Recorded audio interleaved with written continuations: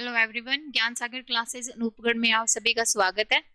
और मैंने आपको जैसे पहले भी अगली वीडियो में भी बताया था कि हमारी जो ऑनलाइन और ऑफलाइन दोनों बैच स्टार्ट है स्पोकन इंग्लिश के। तो आप अगर ऑफलाइन बैच में पार्टिसिपेट करते हो तो उसमें आपको काफी बेनिफिट मिलता है। ठीक है, कई तरह के ग्रुप डिस्कशन होते हैं। ठीक है, जब तक आप इंग्लिश बोलना नहीं सीखते तब तक आपको प्रॉपर इन्वायरमेंट प्रोवाइड करवाया जाता है। ठीक है, उसी तरह से आपके फ्लेक्सिबल बैच बनाए जाते हैं। ठीक है, अगर आप हमारी ऑफलाइन क्लास ज्वाइन करते हो तो उसका आपको काफी बेनिफिट मिलता है एज कंपेयर टू ऑनलाइन। ठीक है जी, चलो अब अपनी रेगुलर क्लास पर मूव होते हैं। तो अभी तक मैंने आपको टेंस टॉपिक करवाया जिसमें अपने प्रेजेंट और पास्ट कंप्लीट कर लिया था, और आज अपना फ्यूचर टेंस शुरू करने जा रहे हैं। ठीक है, तो मैं आपको एक सिंपल सा चार्ट बना देती हूँ प्रेजेंट और पास्ट का। ठीक है, तो देखो जी, अब एक बात को समझना, चाहे वो प्रेजेंट हो और चाहे वो पास्ट टेंस हो। ठीक है, मैंने आपको बताया कि ये 3 टाइप की होती है, बेसिक, प्रेजेंट, पास्ट और फ्यूचर, है ना। इनके भी आगे 4 टाइप होते हैं, है ना, ये मैंने आपको बताया। तो वो 4 टाइप की अगर अपने बात करें तो सबसे पहला टाइप होता है सिंपल या इनडेफिनेट, जिसको अपने बोलते हैं। ठीक है, second continuous, third is perfect and fourth is perfect continuous. ठीक है, देखो ये तो होते हैं टेंस के टाइप, इनको अपने क्या बोलते हैं, टेंस बोलते हैं। कंटिन्यू टेंस है, ठीक है, परफेक्ट टेंस है, परफेक्ट कंटिन्यू, ये सारे क्या है, टेंस है। बट आगे इनकी मैंने जो 5 स्ट्रक्चर करवाई हैं वो क्या है, वो सेंटेंस स्ट्रक्चर बोला जाता है। उनको क्या बोलते हैं, सेंटेंस स्ट्रक्चर। कौन कौन सी 5 स्ट्रक्चर थी, सिंपल, जिसको अपने अफर्मेटिव भी बोलते हैं, नेगेटिव और इंटेरोगेटिव, इंटेरोगेटिव नेगेटिव और डबल इंटेरोगेटिव, ये सारी स्ट्रक्चर मैंने आपको बताई थी। और भी कई सारी टेंस की स्ट्रक्चर होती है, जैसे कि ऑपरेटिव हो गया, इंपेरेटिव हो गया। ठीक है, वो सारी स्ट्रक्चर जब अपने आगे डायरेक्ट इनडायरेक्ट पढ़ेंगे, ठीक है, तब अपने देखेंगे। लेकिन एक बार टेंस में आपको इतनी स्ट्रक्चर होती है वो अपने कवर करेंगे। अब देखो, ये जो चारों टेंस होते हैं अगर अपने विद हेल्पिंग वर्ब चलते हैं, विद हेल्पिंग वर्ब चलते हैं, हेल्पिंग वर्ब लाइक की, हेल्पिंग वर्ब कौन कौन से होते हैं, कौन कौन से मैंने आपको बताया, देखो, डू, डस, डिड, है ना, इज, आर, एम, और has, have, had, was, were,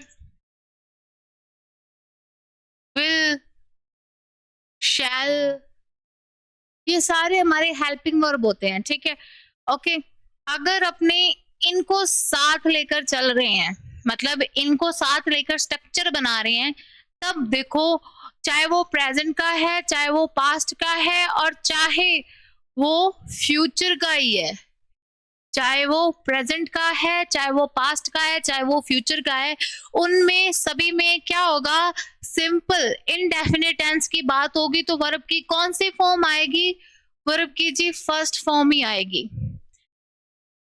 लेकिन कंडीशन क्या है, हेल्पिंग वर्ब यूज करोगे तब, कंडीशन है हेल्पिंग वर्ब यूज करोगे तब। फिर अपने कंटिन्यू की बात करें तो इसमें वर्ब की फोर्थ फॉर्म ही आएगी। फोर्थ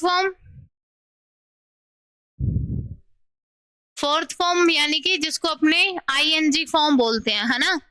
ओके, उसके बाद अगर अपने परफेक्ट टेंस की बात करें तो इसमें हमारे पास वर्ब की थर्ड फॉर्म ही रहेगी। ठीक है, और परफेक्ट कंटिन्यू की बात करें तो जी देखो, इसमें हमारे पास 2 चीजें नई ऐड होती हैं।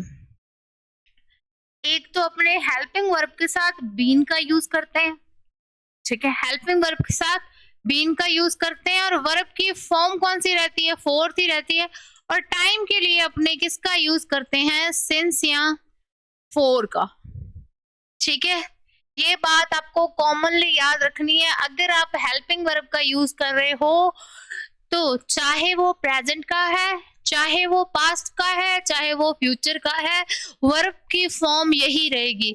सिंपल में क्या हो जाएगी, वर्ब की फर्स्ट फॉर्म रहेगी, ठीक है, और कंटिन्यू में वर्ब की फोर्थ फॉर्म या जिसको अपने आईएनजी फॉर्म भी बोलते हैं, ठीक है, वो रहेगी। परफेक्ट में वर्ब की थर्ड फॉर्म रहेगी। और अगर अपने परफेक्ट कंटिन्यू की बात कर रहे हैं जी, बीन लग जाएगा और फोर्थ फॉर्म और सिंस फॉर। अब देखो मैंने आपको एक बात और बताई थी कि परफेक्ट कंटिन्यू में टाइम भी होता है और इसमें अपने क्या करते हैं, ये दोनों का मिश्रण होता है। किसका मिश्रण होता है, कंटिन्यू और परफेक्ट का। तो इसमें अपने परफेक्ट की हेल्पिंग वर्ब यूज करते हैं और कंटिन्यू का वर्ब की फॉर्म यूज करते हैं, यही बताया मैंने आपको। अब जो भी अगर आप प्रेजेंट की बात कर रहे हो तो प्रेजेंट में आपको हैज हैव दिया है तो आप इसमें हैज हैव यूज करोगे। पास्ट की बात करें तो हैड होता है तो हैड यूज करोगे, और फ्यूचर की बात करें तो विल हैव यूज करोगे। ठीक है जी, बाकी एज इट इज सेम।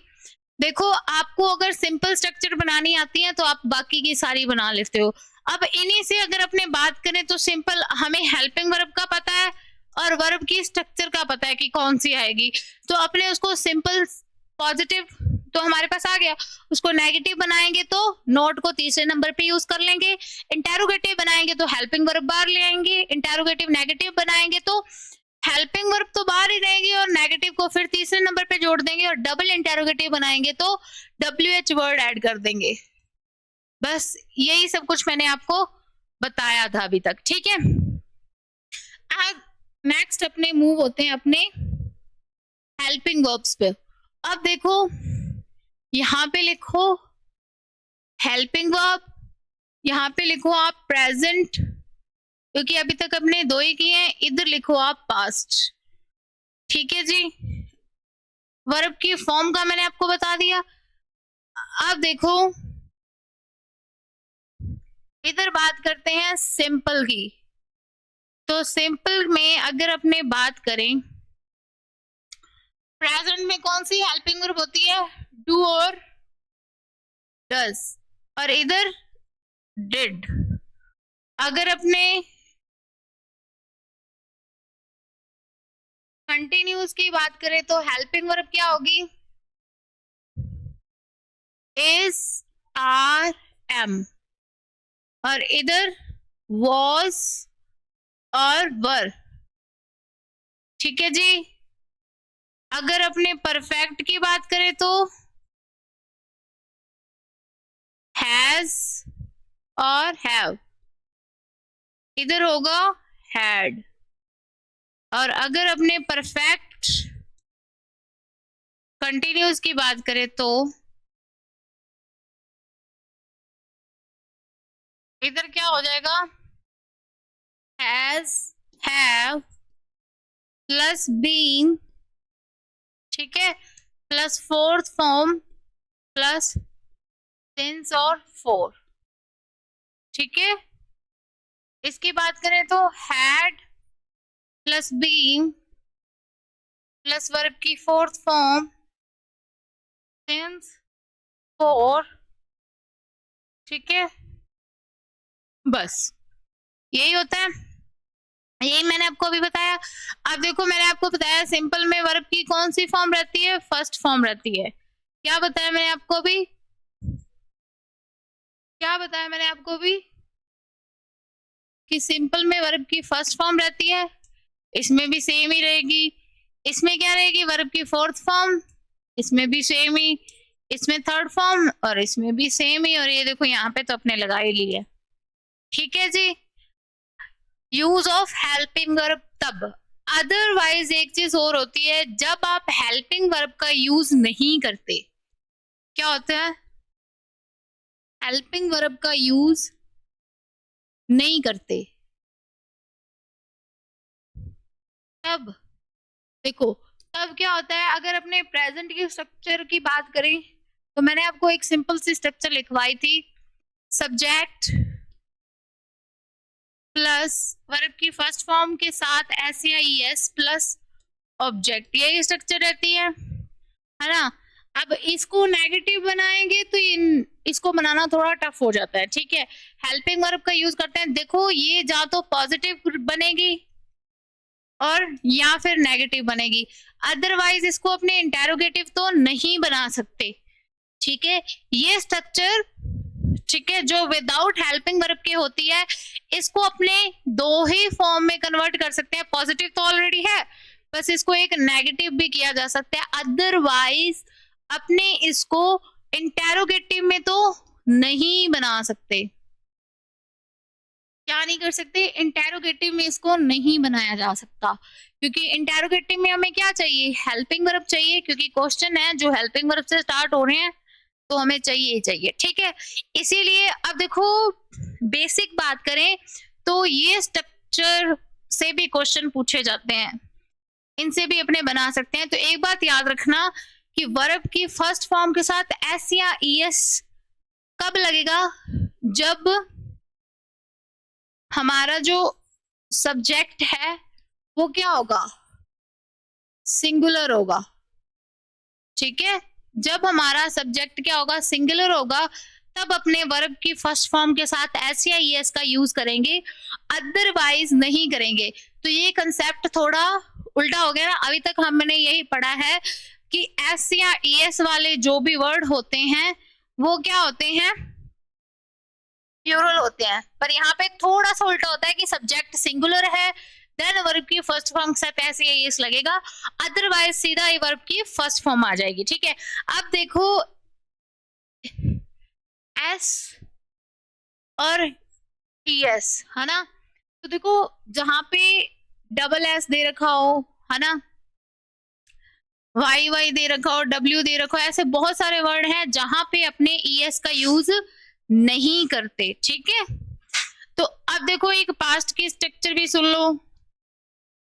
तो पास्ट की स्ट्रक्चर मैंने आपको बताई थी, सब्जेक्ट वर्ब की सेकंड फॉर्म ऑब्जेक्ट, यही बताई है मैंने आपको। अब देखो वर्ब की सेकंड फॉर्म, सिंपल सी बात है, आपको फॉर्म्स पता होनी चाहिए, और इससे भी आप सिर्फ दो ही स्ट्रक्चर बना सकते हो, पॉजिटिव या नेगेटिव। इंटेरोगेटिव फिर इससे भी नहीं बनती, तो इसीलिए हमें क्या चाहिए? हेल्पिंग वर्ब तो चाहिए इंटेरोगेटिव बनाने के लिए। ओके, क्लियर, ठीक है। अब बात करते हैं फ्यूचर टेंस की।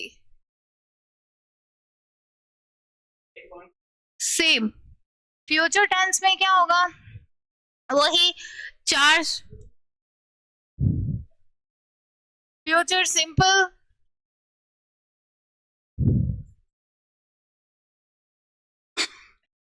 Future continuous, third is future perfect, and last is future perfect continuous, ठीक है। यही चार स्ट्रक्चर इसकी बनेगी, ठीक है। आज अपने सिंपल की बात करते हैं। तो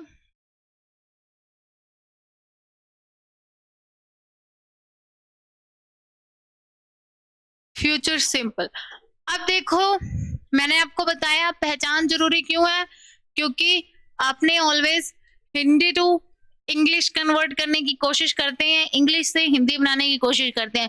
जिसको ये चीज आती है उसको इंग्लिश आती है। अपने यही मानते हैं ना कि जिसको प्रॉपर हिंदी से इंग्लिश और इंग्लिश से हिंदी बनाना आता है उसको इंग्लिश आती है, यही बात है।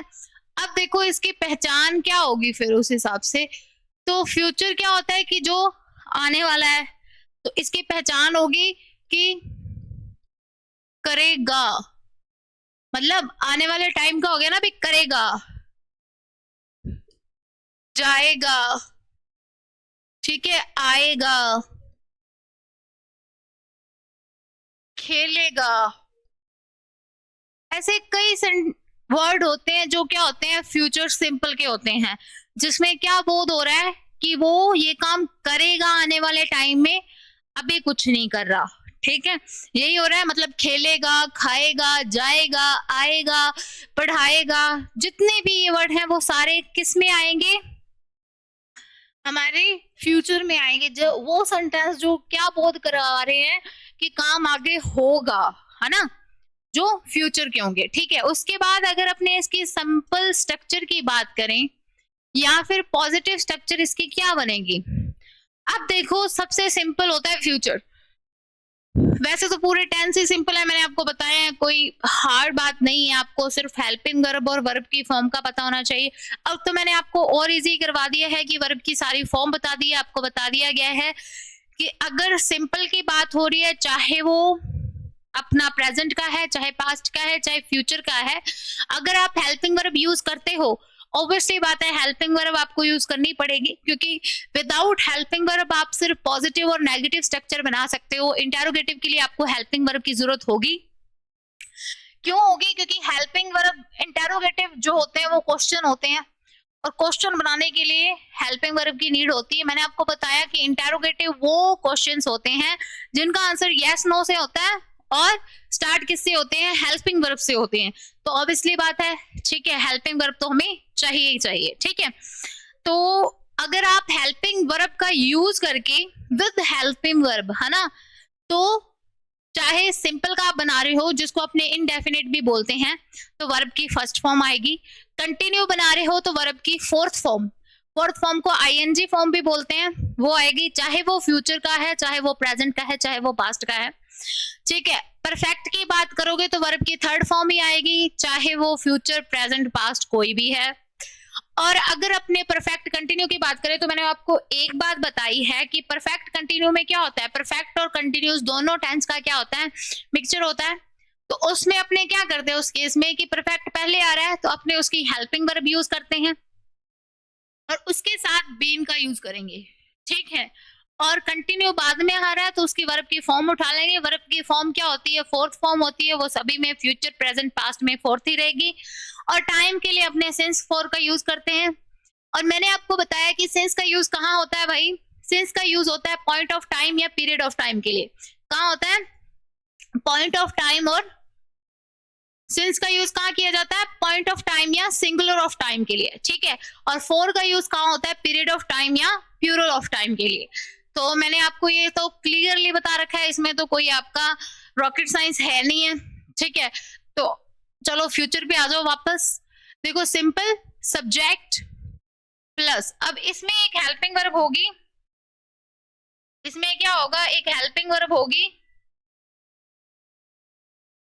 ठीक है। सॉरी, इसमें एक हेल्पिंग वर्ब क्या होगी? इसमें हेल्पिंग वर्ब होगी विल और शैल। क्या होगी? विल और शैल प्लस वर्ब की फर्स्ट फॉर्म प्लस ऑब्जेक्ट, यही होगी। विल और शैल, वर्ब की फर्स्ट फॉर्म, ऑब्जेक्ट। उसके बाद अगर अपने नेगेटिव की बात करें तो देखो नेगेटिव की बात करें तो subject plus will shall plus not plus verb की फर्स्ट फॉर्म प्लस ऑब्जेक्ट। अब उसी तरह इंटेरोगेटिव की बात करें तो हमारे पास हेल्पिंग वर्ब है विल या shall plus subject plus verb की first form plus object plus question mark, ठीक है, यही होता है। देन अपने बात करते हैं इंटेरोगेटिव नेगेटिव की। तो इंटेरोगेटिव नेगेटिव क्यों बनाते हैं? अगर अपने पॉजिटिव में क्वेश्चन पूछते हैं तो क्वेश्चन तो नेगेटिव से भी पूछा जा सकता है, इसीलिए अपने इंटेरोगेटिव नेगेटिव भी बनाते हैं। विल शैल प्लस सब्जेक्ट, और मैंने आपको बताया नेगेटिव का रूल ही है कि नोट तीसरे नंबर पे आएगा, दैट्स ऑल, ठीक है जी। अब अपने बात करते हैं डबल इंटेरोगेटिव की। डबल इंटेरोगेटिव की बात करें तो डबल इंटेरोगेटिव वो क्वेश्चंस जो किससे शुरू होते हैं? WH family. WH family, what, who, why, ये सारे किसकी होती है? WH फैमिली होती है। उसके बाद विल और शैल, उसके बाद सब्जेक्ट, उसके बाद वर्ब की फर्स्ट फॉर्म, उसके बाद ऑब्जेक्ट और उसके बाद क्वेश्चन मार्क, दैट्स ऑल। यही है, कोई रॉकेट साइंस नहीं है स्ट्रक्चर में। अब देखो इसमें एक बात आ गई, विल और shall, how to use it, है ना। अब एक बात देखना, हमने विल या शेल दोनों लगाए हैं, ओके। और शेल का यूज अपने सिर्फ करते हैं फर्स्ट पर्सन के साथ, फर्स्ट पर्सन लाइक कि आई और वी। और विल का यूज बाकी जितने भी अदर बचते हैं, ही, शी, दे, इट, वो, उन सबके साथ अपने किसका यूज करते हैं, विल का। आप देखो फर्स्ट पर्सन आई और वी होते हैं, इनके साथ अपने शैल का यूज करते हैं। लेकिन ये एक बात है, अदरवाइज अपने विल का यूज भी कर सकते हैं, क्योंकि अभी क्या है कि शैल को थोड़ा डिसअपेयर कर दिया है, कहीं यूज करते हैं कहीं यूज नहीं भी करते। अगर आप विल का यूज भी कर रहे हो तो इट्स नॉट अ इनकरेक्ट, वो करेक्ट ही होता है, ठीक है। आप विल का यूज भी कर सकते हो, ये जरूरी नहीं है कि शैल का यूज ही करना है। बट हाँ, आपको पता होना चाहिए, अगर आप करते हो तो वेरी वेल कि आई और वी के साथ शैल का यूज करो। बट अभी अपनों ने शैल डिस्पेयर कर दिया है, इतना जरूरी नहीं है, नेसेसरी नहीं है, पर फिर भी आपको पता होना चाहिए, ठीक है। ओके, तो अब अपने आगे चलते हैं इसके एग्जाम्पल की तरफ। ओके, क्लियर यहां तक। अब देखो एग्जाम्पल क्या बन सकता है इसका, एग्जाम्पल इसका बन सकता है, अगर अपने सिंपल का बनाए तो, सिंपल का एग्जाम्पल अगर बनाएंगे तो हमें पता है कि ऐसा सेंटेंस होना चाहिए जो फ्यूचर का हो, ऐसा सेंटेंस होना चाहिए जो किसका हो, फ्यूचर का हो। तो देखो, वह क्रिकेट खेलेगा, ये भी हो सकता है ना। वह खाना खाएगा, ठीक है। वह कार्यक्रम में भाग लेगी, है ना, या वह कार्यक्रम में डांस करेगी, ये भी हो सकता है, ठीक है। तो अपने इसका बनाते हैं जी, चलो बनाते हैं। वह कार्यक्रम में डांस करेगी, ठीक है। बन गया कि मतलब अभी फ्यूचर की बात हो रही है कि वो करेगी, अभी नहीं पता कब। अब इसको नेगेटिव में बनाएंगे तो वह कार्यक्रम में डांस नहीं करेगी, ठीक है। आप बताएं इंटेरोगेटिव में, क्या वह कार्यक्रम में डांस करेगी, क्वेश्चन पूछ लिया, क्या वह कार्यक्रम में डांस नहीं करेगी, ओके। और लास्ट इज वह कार्यक्रम में डांस क्यों, कब, कैसे, किसके साथ,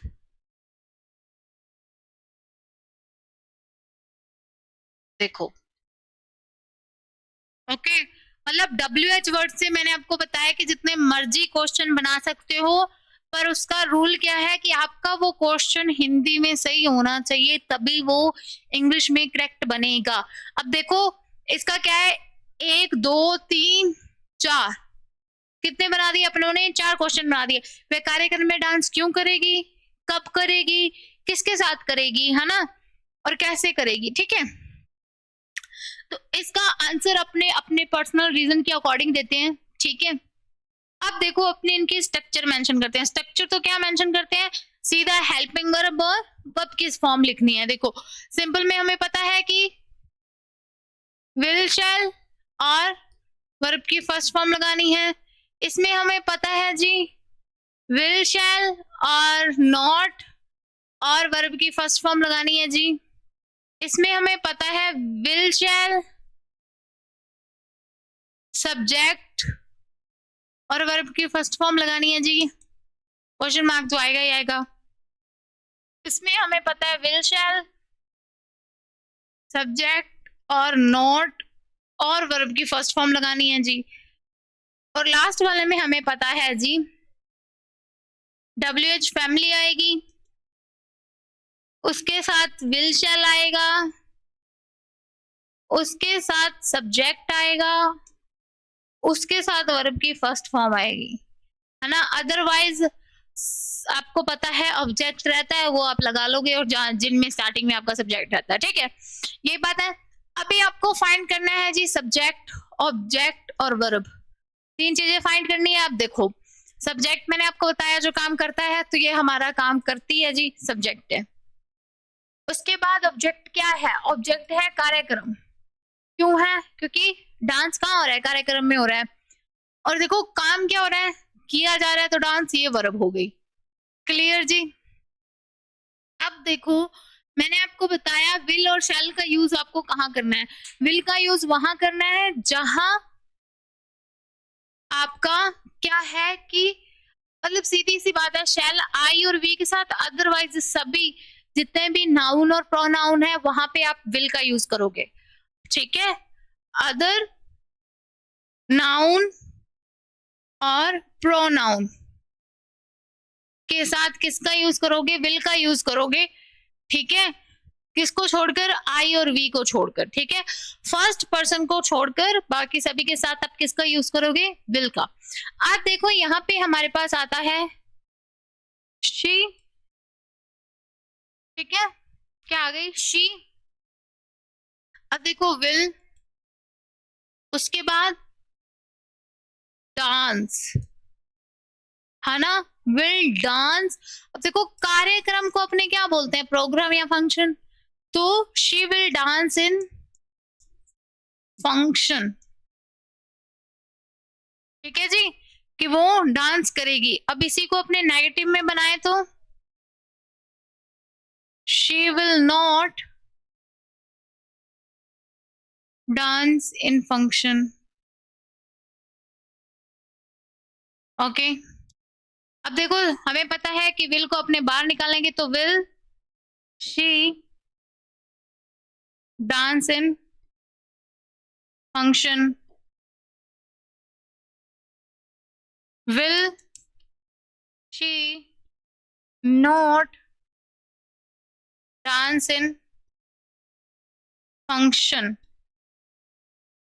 और लास्ट अगर अपने बनाए तो क्यों से बनाए तो why will she dance in function, okay. अब कब से बनाना होगा तो अपने क्या यूज कर लेंगे, व्हेन, बाकी स्ट्रक्चर सेम रहेगी। कैसे बनाना होगा तो क्या यूज कर लेंगे अपने, हाउ, बाकी सारी स्ट्रक्चर एज इट इज यहाँ पे सेम रहेगी। और किसके साथ की बात करेंगे तो विद हुम, बाकी स्ट्रक्चर क्या रहेगी, सेम रहेगी, ठीक है। यहाँ पे किसी को कोई दिक्कत नहीं होनी चाहिए, ठीक है। क्लियर है जी, सब क्लियर है कैसे बना। अब देखो अगर आपसे क्वेश्चन पूछा जा रहा है will she dance in a function, ठीक है, तो आप आंसर दोगे yes, yes she will dance in a function, है ना, no she will not dance in a function, ठीक है, बस। क्लियर जी। तो ये हमारा फ्यूचर सिंपल हो गया, क्लियर, ओके। धन्यवाद, आज की क्लास अपने यहीं स्टॉप करते हैं और नेक्स्ट अपने करेंगे फ्यूचर कंटिन्यू, ओके।